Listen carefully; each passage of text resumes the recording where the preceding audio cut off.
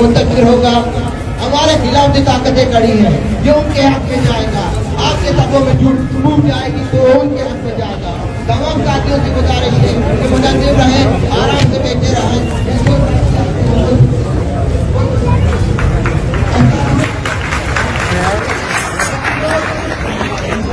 देखने को मिल रहा है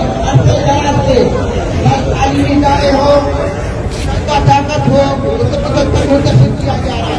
तालीमी इदारों हमारे बन चुकी है, हमें देखने को मिलता है कि तलबा को मुंतशिर दबाया जा रहा है, उनकी पटाखा जारी की जा रही है।